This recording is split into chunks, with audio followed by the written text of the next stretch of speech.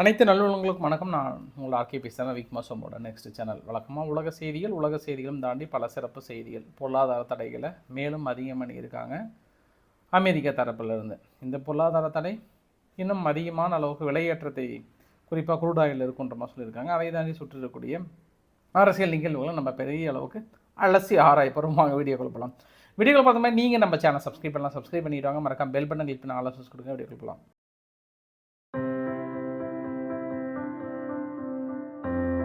நேற்று இறுதியாக ஓரளவுக்கு ஃபைனலைஸ் பண்ணிட்டாங்க. யார்? அமெரிக்கா வந்து உக்ரைனுக்கு என்னென்னா உதவி பண்ணலாம், என்னென்னா மளிகை சாமான்லாம் நம்ம கொடுத்துருக்குறோம், மீது என்னெல்லாம் கொடுக்க போகிறோம். இதுக்கப்புறம் உக்ரைனில் ஒரு வைப்ரண்ட்டான ஒரு டெமோக்ரஸி மலரப்போகுது. இந்த டெமோக்ரஸி மலர்வதற்கான அனைத்து வித ஏற்பாடுகளும் ரொம்ப சிறப்பாக செஞ்சுட்டோம், ரொம்ப திருப்தியாக இருக்கும், ரொம்ப சந்தோஷமாக இருக்கும் அப்படின்னு வெள்ளை மாளிகை தரப்பில் ஒரு அறிக்கையை வந்து வெளியிட்டுட்டாங்க. அப்போ உக்ரைனில் டெமோக்ரஸி மறந்துருச்சு இல்லை? ஏன்னா வழக்கமாக தேர்தல் எப்பயோ நடத்த வேண்டியது, தேர்தல் நடத்துறதை கூட நடத்த விடாமல் தள்ளி வைத்திருப்பது என்பது டெமோக்ரஸி மலர வச்சுட்டாங்க. சரி, ஓகே, சந்தோஷம். அதோடு போனாங்களா? அடுத்து ஒரு பொருளாதார தடையை போட்டாங்க. ரஷ்யா இருக்காங்கல்ல, ரஷ்யா அந்த கடல் வழியில் கடல் பரப்பில் நிறைய க்ரூட் ஆயிலை எடுத்துகிட்டு இருக்காங்க. அந்த கடல் பரப்பு வந்து எல்லாத்துக்கும் பொதுவானது. அது இல்லாமல் நம்ம என்ன பண்ணலாம், இதுக்கப்புறம் அங்கேருந்து எடுக்கப்படுகிற ஆயில் யாருக்கு எக்ஸ்போர்ட் பண்ணாலும் எங்களுக்கு அதை பற்றி பிரச்சனையே கிடையாது. நாங்கள் 25% வந்து அதிகமாக வரி விதிக்க போகிறோம், இல்லை பொருளாதார தடைகளை போட போகிறோம். அது எல்லாருமே ஃபாலோ பண்ணணும். அப்படி இல்லையா, வாங்குகிற நாடுகள் 25% கம்மியாக வாங்குங்க, இல்லைனா நாங்கள் முடிச்சு கட்டிடுவோம் அப்படின்னு சொல்கிறாங்க. அதற்கு வெள்ளை மாளிகை தரப்பில் ஜான் கிர்பி அவர்கள்ட்ட கேட்குறாங்க, அதாவது விலை ஏறுமே, கடைசி நேரத்தில் நீங்கள் விலை ஏற்றத்தை இன்னும் அதிகரிக்கிறீங்களா, ஒரு பதற்றத்தை உருவாக்குறீங்களா அப்படின்னு சொல்லப்பட்டதுக்கு ஒரு விஷயங்க, நாங்கள் ரஷ்யா மீது போடப்படுகிற தடையினால் க்ரூட் ஆயில் பற்றாக்குறை வரும்னு யார் சொன்னது? எங்ககிட்ட இருக்கு, அதிகமாக எங்ககிட்ட இருக்கு, வாங்குங்க, எல்லாரும் வாங்குங்க அப்படின்றாரு. என்ன ஒரு நியாயம், என்ன ஒரு வியாபார யுக்தி பார்த்தீங்களா இல்லையா? பொருளாதார தடையை போட்டால் அப்போ ஏன் அங்கே வாங்குறீங்க, எங்களுதை வாங்குங்கன்னு மறைமுகமான ஒரு எச்சரிக்கை கொடுக்குறாங்களா? சரி, அது ஒரு சம்பவம். இன்னொரு சம்பவம் என்ன அப்படின்னா, வெனிசுலானுடைய அதிபர் நிக்கோலஸ் மதுரோ அதுக்குனால நேற்று பதவி ஏற்றுக்கிட்டார். முறைப்படியாக பதவி ஏற்றுக்கிட்ட உடனே அமெரிக்கா தரப்பில் இன்னொரு அன்பு பரிசு கொடுத்துட்டாங்க. அதாவது ஒரு தேடப்படும் குற்றவாளி, அவர் தலைக்கு வந்து $25 மில்லியன் வந்து விலை பேசியிருக்காங்க. நான் என்ன சொல்கிறேன்னா, தேடப்படும் குற்றவாளின்றதை விட கண்ணுக்கு தெரிகின்ற குற்றவாளி, கண்ணு முன்னாடி உங்கள் டிவியில் தான் பேட்டி கொடுக்குறாரு. நீங்கள் எதுக்கு தேடப்படும் குற்றவாளி? போயிட்டு அவரை கைது பண்ணிட்டு வாங்க. யார் உங்களை வேண்டான்னது? கண்ணுக்கு தெரிகிறாரு, எந்த இடத்துல இருக்கிறாருன்னு உங்களுக்கு சேட்டலைட் இமேஜஸில் போனவே தெரியும். ஏதோ ஒரு வழி பண்ணுங்கள். போட்டுட்டாங்க பொருளாதார தடையாங்க. இன்னும் அடுத்தடுத்து பொருளாதார தடைகளை போட போகிறோன்றாங்க. இன்னொரு பொருளாதார தடையும் போட்டாங்க. குறிப்பாக ஆர்டிஃபிஷியல் இன்டெலிஜென்ஸ் இருக்கு இல்லையா, ஆர்டிஃபிஷியல் இன்டெலிஜென்ஸ் சார்ந்த குறிப்பாக சிப் மேக்கிங் எதுவுமே வந்து ஏற்றுமதி இறக்குமதிக்கு பெரிய அளவுக்கு தடை விதிக்க ஆரம்பிச்சிட்டாங்க. இந்த வரைபடத்தில் பார்க்குறீங்களே, இந்த வரைபடத்தில் 3 கலர் இருக்கா, ஒன்று நீல கலர் இருக்கா.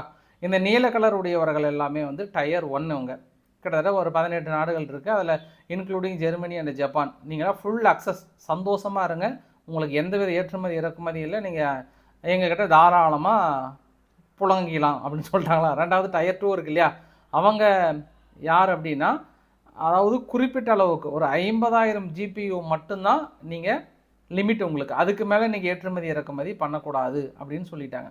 அதில் இந்தியாவும் அடங்கும், ஏன்னா மஞ்சள் கலரில் இருக்கும், நம்ம அதை நோட் பண்ணிக்கணும். மூன்றாவது டயர் 3, இவங்கக்கிட்ட யாருமே வந்து டோட்டலாகவே பேன் பண்ணிட்டாங்க. அதாவது சீனா கிட்ட ஒட்டு கிடையாது, உறவும் கிடையாதுன்ற அளவுக்கு டோட்டலாக பேன் பண்ணிட்டாங்க. இல்லை, இந்தியா ஏதோ தட்டு மாதிரி அந்த சென்டரில் மட்டும் ஒரு மஞ்சள் கலரை விட்டு வச்சுட்டாங்க, மீதியெல்லாம் கம்ப்ளீட்டாக முடிச்சுட்டாங்க. இது இன்னொரு விஷயம் என்ன அப்படின்னா, அந்த நாட்டில் இருக்கக்கூடிய என்விடியா இருக்காங்கல்ல, அவங்க என்ன சொல்கிறாங்கன்னா, ஒரு கம்பெனியை வளர விட மாட்டீங்களே, இவ்வளோ ஸ்ட்ரிக்டாக பண்ணி அப்புறம் நாங்கள் எப்படி யாருக்கிட்ட வியாபாரம் பண்ணுறது, யாருக்கிட்ட நாங்கள் ஏற்றுமதி செய்கிறது, ஆர்டிஃபிஷியல் இன்டெலிஜென்ட் இருக்கக்கூடிய சிப்பை இவங்களுக்கு மட்டும் தான் பண்ணணும் அப்படின்னா அது எந்த வகையில் நியாயம்னு தெரியல. இது பேர் வந்து பொருளாதார தடைகள் இல்லை, பொருளாதார சோதனைகள். நம்ம பொருளாதாரத்தை நம்மளே வந்து சீர்குலைக்கிற மாதிரி இருக்குது. போகிறீங்க, என்னென்ன அணுகுண்டு போட முடியுமோ எல்லாத்தையும் போட்டுட்டு போகிறீங்களா அப்படின்ட்டுமா சொல்கிறாங்க. இது எல்லாமே ஒரு கொஞ்ச நாளைக்கு தான். 20ஆம் தேதிக்கு மேலே மாற்றம் வருமானா அவர் ட்ரம்ப் அதுக்கு மேலே என்னப்பா அடுத்து என்ன அதில் ஏதாவது வரி விதிக்கலாமான்னு பார்ப்பார் அவர். இவங்க போடப்பட்ட தடையிலே அவர் இன்னும் ஒரு 10% சேர்ந்து வரி விதிங்களேன். வரி தான், ஏன்னா ஒரு பிஸ்னஸ் மேன் அதிபரானால் என்ன ஆகும் அப்படின்றது இந்த உலகம் அடுத்து ஒரு 4 வருடத்தில் பார்க்க போகிறாங்க. அதனால தான் சீனா என்ன பண்ணிட்டாங்க விவரமாக, இங்கே பாருங்கள், எங்கள் கிட்ட ட்ரில்லியன் கணக்கான யுரேனியம் வந்து நாங்கள் ரிசர்வ் கண்டுபிடிச்சிட்டோம், நிறைய கண்டுபிடிச்சிட்டோம், ஃபுல்லாக ஏகமாக இருக்குது அந்த இடத்துல அப்படின்ற மாதிரி வந்து சொல்லியிருக்காங்க. ட்ரில்லியன் கணக்கில் இருக்குது அப்படின்றதுக்கான மறைமுக எச்சரிக்கை என்னென்னா, நீ என்ன தான் பொருளாதாரத்தை போட்டாலும் கடைசியில் எங்ககிட்ட இப்போ ஃப்யூச்சரில் ஆல்மோஸ்ட் எல்லாம் பேட்டரியை நோக்கி தான் போகிறாங்க. இந்த க்ரூட் ஆயில் எல்லாமே இன்னும் ஒரு 20 வருஷம் தான், 25 வருஷம் தான் அவங்களால டாமினேட் பண்ண முடியாது. அதுக்கப்புறம் அது ஒன்றுமே இல்லாமல் எல்லாம் பேட்டரியை நோக்கி தான் போகிறாங்க. பெரிய காலம், மிடில் ஈஸ்டோட காலம் இன்னும் ஒரு அதிகபட்சம் இன்னும் ஒரு 25-30 வருஷம் தான், அதுக்கு மேலே இருக்காது. யுரேனியம் பேட்டரி நோக்கி போகிறதில்ல. அதனால் நாங்கள் எங்கிட்ட நிறையா இருக்குப்பா அப்படின்னு சொல்லிட்டாங்க. இதெல்லாம் எதுக்குன்னா, பின்னாடி நீங்கள் வந்து தான்ப்பா ஆகணும், அதனால் இப்போ இருந்தே கொஞ்சம் பார்த்து சூதானமாக பொருளாதாரத்தை போடுன்றாங்களா. அடுத்த இன்னொரு அறிவிப்புமே சீனா தரப்பில் கொடுக்குறாங்க. என்ன அப்படின்னா, 50 வருஷத்துக்கு நாங்கள் உருவாக்குற பேட்ரி நீ சார்ஜே போட தேவையில்ல. எத்தனை வருஷத்துக்கு?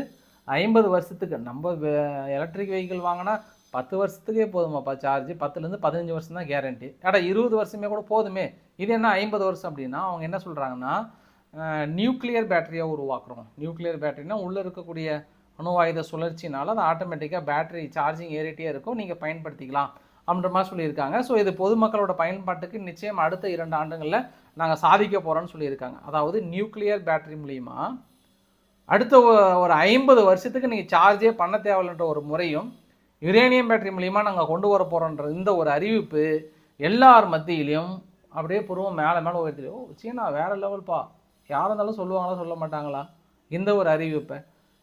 50 வருஷத்துக்கு சார்ஜிங் தேவையில்லைங்க, வேறு என்ன போயிட்டு எல்லாமே சீனா கிட்ட போய் நிற்க வேண்டிய ஒரு சூழ்நிலை. பட் ஆனால் இது எந்த அளவுக்கான சூழ்நிலை, இதில் ஏதாவது டிஃபிகல்ட்டிஸ் இருக்கா? ஏன்னா நியூக்ளியரை வைத்து உள்ள பேட்டரியை உருவாக்கும் போது நாளைக்கு ஏதாவது கோவம் வந்து வேறு விதமாக பயன்படுத்துறது வாய்ப்புகள் இருக்கா? சர்வசாதாரணமாக வெளியே மக்களோட மக்களாக உலாவி இருந்தால் அதுதான் பிரச்சனை வருமா? இதெல்லாம் தாண்டி சாதித்தார்கள் என்றால் இனி சீனா வந்து வீழ்த்தவே முடியாது. இது மிகப்பெரிய ஒரு சாதனையாக பார்க்க முடியும். பொருளாதார ரீதியாக மிகப்பெரிய அளவுக்கு உயர்ந்து நிற்கும். ஸோ பார்க்கலாம் சீனா எந்த அளவுக்கு இருக்க போகிறான்னு. ஏற்கனவே கோல்டு வேறு ரிசர்வில் ட்ரில்லியன் கணக்கில் இருக்குன்ற மாதிரி வந்து சொல்லியிருக்காங்க. அதையும் நம்ம பொறுத்து இருந்து பார்க்க வேண்டிய காலம். இனி சீனாவின் காலமா அப்படின்ற மாதிரி அவங்களோட பத்திரிகைகளை எழுதிட்டு இருக்காங்க. அடுத்து நம்ம கீழே சீனா கிட்டேருந்து அப்படியே ஈரான் கிட்ட வந்தோம் அப்படின்னா, ஈரான் வந்து நேற்று குறிப்பாக 5லிருந்து 11ஆம் தேதி வரைக்கும் இன்று வரையுமே வந்து மிகப்பெரிய ஒரு லார்ஜ் எக்ஸசைஸ். நீங்கள் வரைபடத்தில் பார்க்குறீங்க இல்லையா, இந்த வரைபடத்தில் கிட்டத்தட்ட மேலிருந்து கீழே வரைக்கும் அப்படியே வரிசையாக ரவுண்டு கட்டி சென்ட்ரலில் அவங்களுடைய என்ரிச் பண்ண யுரேனியம் இருக்கக்கூடிய பகுதியிலும் மற்ற பகுதியிலும் வந்து பெரிய அளவுக்கான ஒரு லார்ஜ் எக்ஸசைஸ் ஜோன் அப்படின்னா சென்டரில் இருக்கிறது, மேலே ரவுண்டு இருக்கிறலாம் எக்ஸசைஸ், மீதி வந்து கண்ட்ரோல் சென்டர்.